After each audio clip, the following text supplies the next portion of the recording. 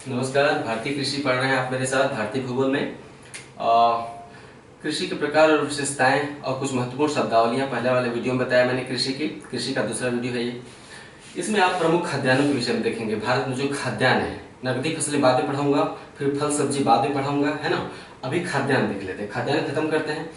खाद्यान्न में चावल इसके पहले वाले वीडियो में अच्छे से खत्म किया है। चावल का कोई आंकड़ा ऐसा नहीं है जो आपके पास न हो, अगर पहला वाले वीडियो आप देख चुके हैं तो।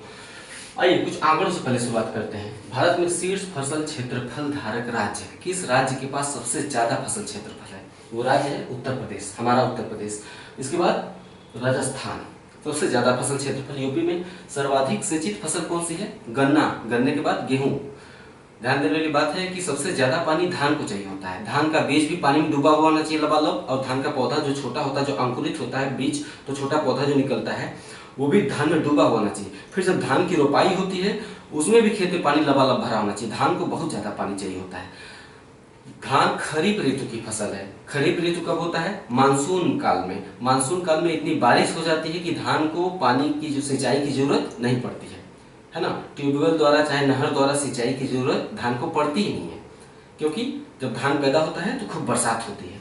लेकिन गन्ना गेहूं दोनों रबी ऋतु की फसलें हैं। रबी ऋतु कब होती है? जाड़े में। जाड़े में बरसात कम होती है। यही कारण है कि गन्ना गेहूं को सिंचाई की जरूरत पड़ती है, चाहे ट्यूबवेल से, चाहे तालाब से, चाहे नहर से, है ना। तो यही कारण है कि सर्वाधिक सिंचित फसल धान नहीं है। कौन है? गन्ना है, और गन्ने के बाद गेहूं है। हमारे देश में सर्वाधिक कृषिगत निर्यात क्या है? चावल है। क्यों? क्योंकि चावल हमारे देश की प्रमुख फसल है। सबसे ज्यादा पैदावार खाद्यान्न में किसका होता है? चावल का होता है। इसमें शीर्ष निर्यात चावल का है। चावल के बाद कपास का है। कपास के बाद सबसे ज्यादा निर्यात किसका होता है? समुद्री उत्पादों का, मछली, झींगा वगैरह वगैरह। समुद्र में जो भी खाने लायक चीजें हैं वो कृषि उत्पाद में गिने जाते हैं। ठीक है। तो तीसरा शेष कृषिगत निर्यात क्या है? समुद्री उत्पाद। ये सवाल बार बार पूछा जाता है। इसमें गेहूं शामिल नहीं है, क्योंकि गेहूं का निर्यात कम होता है हमारे देश में। गेहूं की खपत हमारे देश में बहुत ज्यादा है, इसलिए निर्यात कम हो पाता है। इसके बावजूद कि चावल के बाद गेहूं हमारे देश की दूसरी सबसे महत्वपूर्ण फसल है, फिर भी गेहूं का निर्यात ज्यादा नहीं हो पाता है। नेक्स्ट, शीर्ष कृषि आयात हमारे देश में कौन सी है?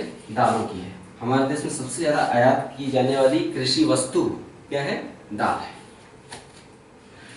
तो दाल को ज्यादा मंगाना पड़ता है। क्यों मंगाना पड़ता है ये हम थोड़ी देर में पढ़ेंगे। नेक्स्ट, गेहूं पर आइए चर्चा करते हैं। चावल फसल हो चुकी है, गेहूं के विषय में। चावल की तरह गेहूं भी साफ साफ लिखा है ग्रेमिनी कुल का पौधा है। चावल की तरह गेहूं भी ग्रेमिनी कुल का पौधा है। चावल और गेहूं दोनों के उत्पादन में चीन के बाद भारत का दूसरा स्थान है। चीन के बाद भारत का दूसरा स्थान है, चावल उत्पादन में भी, गेहूं उत्पादन में भी। नेक्स्ट, भारत में दूसरा महत्वपूर्ण खाद्यान्न है। भारत में दूसरी महत्वपूर्ण खाद्यान्न फसल चावल के बाद गेहूं है। नेक्स्ट, सिंचाई की जरूरत पड़ती है, क्योंकि गेहूं रबी मौसम का फसल है, और रबी मौसम कब पड़ता है? जाड़े में, और जाड़े में बरसात कम होती है, इसलिए गेहूं को सिंचाई की जरूरत पड़ती है। और गेहूं हमारे देश में दूसरा सर्वाधिक सिंचित फसल है, याद रहेगा। नेक्स्ट पॉइंट, हरित क्रांति काल से ही, जो हरित क्रांति 1966-67 में लाई गई थी। हरित क्रांति क्या थी? एक प्रौद्योगिकी। कैसी प्रौद्योगिकी? खाद, सिंचाई, ठीक है, और बीज। हरित क्रांति 3 प्रौद्योगिकियों पर आधारित थी। खाद, पहला खाद, दूसरा बीज, और तीसरा सिंचाई।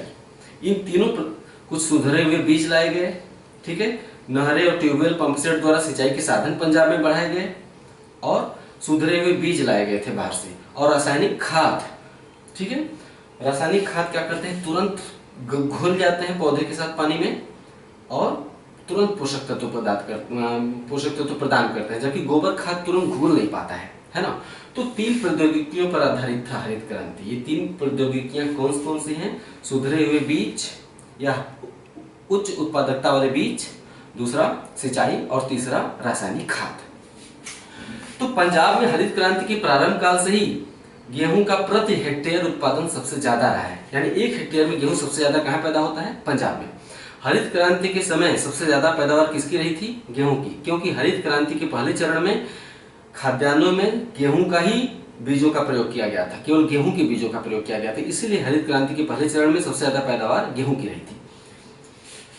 तो हरित क्रांति के काल से ही प्रति हेक्टेयर उत्पादन के मामले में, गेहूं के प्रति हेक्टेयर उत्पादन के मामले में पंजाब देश का अव्वल राज्य रहा है।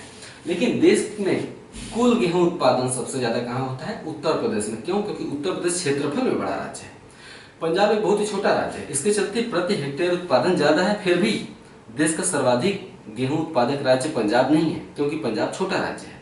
उत्तर प्रदेश एक क्षेत्रफल बड़ा राज्य है, इसके चलते प्रति हेक्टेयर उत्पादन में उत्तर प्रदेश पिछड़ा है। फिर भी सबसे ज्यादा उत्पादन हमारे उत्तर प्रदेश में होता है। उत्तर प्रदेश में देश का 35% गेहूं पैदा होता है। 35%। शीर्ष 3 गेहूं उत्पादक राज्य कौन कौन से हैं? उत्तर प्रदेश के जस्ट बाद पंजाब का स्थान आ जाता है ना। उत्तर प्रदेश, पंजाब और हरियाणा। नेक्स्ट, गेहूं के अंतर्गत सर्वाधिक क्षेत्रफल कहाँ है? गेहूं की खेती के अंतर्गत सर्वाधिक क्षेत्र हमारे उत्तर प्रदेश में है। नेक्स्ट पॉइंट, गेहूं का वानस्पतिक नाम क्या है? Triticum sativum. ट्रिटिकम सटाइवम प्रजाति के विकास का श्रेय नॉर्मन बोरलॉग को है। नॉर्मन बोरलॉग नॉर्वे मूल के अमेरिकी वैज्ञानिक थे, मतलब जन्म नॉर्वे में हुआ था, लेकिन उनका कार्य क्षेत्र कहाँ था? अमेरिका में, यानी अमेरिकन नागरिक थे। नॉर्वे मूल के अमेरिकी नागरिक थे नॉर्मन बोरलॉग। इन्होंने ट्रिटिकम सटाइवम प्रजाति का विकास कहाँ किया था? मैक्सिको में किया था। ट्रिटिकम सटाइवम प्रजाति का विकास मैक्सिको में किया था, यानी मैक्सिको से गेहूं लाया गया था। हरित क्रांति के समय जिन गेहूं के बीजों को भारत में रोपा गया था, पैदा किया गया था, वो ट्रिटिकम सटाइवम प्रजाति के थे। और कहाँ से लाए गए थे? मैक्सिको से लाए गए थे। नेक्स्ट, गेहूं की प्रमुख प्रजातियां जो भारत में पैदा की जाती हैं, उनका नाम है लरमा रोजो, सोनारा 63, सोनारा 64, ये भारत में पैदा की जाती है। जापान की प्रमुख प्रजाति है गेहूं की नोरिन 10, ये जापान की प्रमुख प्रजाति है। यूएसए में गेहूं की प्रमुख प्रजाति जो पैदा की जाती है वो गेन्स, GAINS। मैकोरानी गेहूं, मैकोरानी गेहूं से सूजी बनाया जाता है। गेहूं की एक प्रजाति है मैकोरानी, उससे सूजी बनाई जाती है। पूसा बेकर गेहूं की प्रजाति है, उससे बिस्कुट बनाया जाता है। गेहूं में ग्लूटीन नामक प्रोटीन पाया जाता है। कौन सा प्रोटीन पाया जाता है? ग्लूटीन। नेक्स्ट, 2 प्रमुख खरपतवार नाशियों के नाम लिखे हैं मैंने, प्रोपेनिल, आइसोप्रोटियूरान। अगर गेहूं के साथ अनचाहे रूप से सरसों का पौधा उग रहा है, 1-2 बीज पड़ गए हैं खेत में, तो सरसों क्या है? उस समय खरपतवार है, शाख है, घास फूस में गिना जाएगा, खरपतवार में गिना जाएगा सरसों, क्योंकि उद्देश्य हमारा सरसों उगाना नहीं है, क्या है? गेहूं उगाना है। तो जो खरपतवार होते हैं वो 3 चीजों पर प्रतिस्पर्धा करते हैं, मुख्य फसल के साथ 3 चीजों पर प्रतिस्पर्धा करते हैं, धूप, पानी और पोषक तत्व। जो आप रासायनिक खाद या कोई खाद छिड़कते हो उसको भी वो ले लेते हैं। तो इससे मुख्य फसल को मिलने वाला धूप, पानी और पोषक तत्व तो कम हो जाता है, क्योंकि खरपतवार भी उसे देता रहता है। इसलिए इनका विनाश करना जरूरी है। 2 प्रमुख खरपतवार नाशी, प्रोपेनिल। प्रोपेनिल धान के खेत में प्रयोग किया जाता है। प्रोपेनिल धान के खेत में प्रयोग किया जाने वाला शाकनाशी या खरपतवार नाशी है। और आइसोप्रोटियूरान, आइसोप्रोटियूरान गेहूं के खेत में प्रयोग किया जाने वाला खरपतवार नाशी है। ओके, नेक्स्ट, मक्का। मक्का में 80% कार्बोहाइड्रेट होता है, यानी खाद्यान्नों में सबसे ज्यादा कार्बोहाइड्रेट किस खाद्यान्न में होता है? मक्का में 80%। ये कार्बोहाइड्रेट किस रूप में पाया जाता है? स्टार्च के रूप में पाया जाता है। स्टार्च कार्बोहाइड्रेट का एक जटिल रूप होता है ना। तो यानी खाद्यान्नों में स्टार्च की मात्रा सबसे ज्यादा किस खाद्यान्न में होती है? मक्का में होती है। इसीलिए चूंकि कार्बोहाइड्रेट ज्यादा है, इसलिए मक्के का प्रयोग बायोडीजल के निर्माण में भी किया जाता है। नेक्स्ट, मक्का के प्रोटीन को क्या कहते हैं? जैन। गेहूं के प्रोटीन को ग्लूटीन पीछे पढ़ाया, और मक्का के प्रोटीन को जैन कहते हैं। मक्का एक C4 पौधा है, ठीक है, इसको हम इस बार पूछा जा चुका है, फिर पूछा जाएगा। मक्का एक C4 पौधा है। मक्का एक उभयलिंगसरही पौधा है, उभयलिंगसरही पौधा है। इसका अर्थ यह है कि मक्का में एक ही पौधे पर नर और मादा फूल दोनों उगते हैं। एक ही पौधे पर नर और मादा पुष्प दोनों पाए जाते हैं, इसलिए इसे उभयलिंगसरही पौधा कहते हैं। सब पूछा जा चुका है। हाल के वर्षों में कृषि विषय से पूछे जाने वाले प्रश्नों की संख्या लगातार बढ़ी है।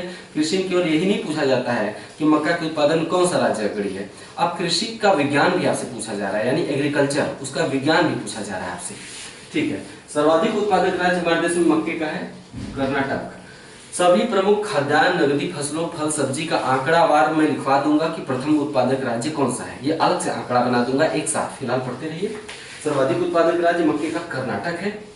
नेक्स्ट, मक्का की प्रमुख बात यह कि खरीफ में भी आता है, रबी में भी आता है और जायद, तीनों फसल ऋतुओं में इसकी बुआई की जाती है। खरीफ में भी, रबी में भी और जायद में भी। ये सवाल भी पूछा जा चुका है, फिर पूछा जाएगा।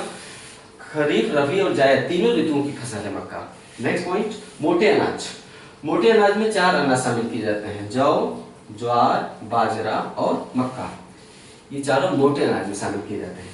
बाजरा में सर्वाधिक सूखा सहने की क्षमता होती है। जो बाजरा होता है उसकी फसल सूखे को बर्दाश्त कर सकती है, यानी किसी वर्ष अगर बारिश नहीं भी हुई तो झेल जाती है, सूखती नहीं है, यानी सूखे को झेल जाती है। बर्दाश्त करने की सबसे ज्यादा क्षमता बाजरा फसल में होती है, इसीलिए राजस्थान में इसका उत्पादन सबसे ज्यादा किया जाता है।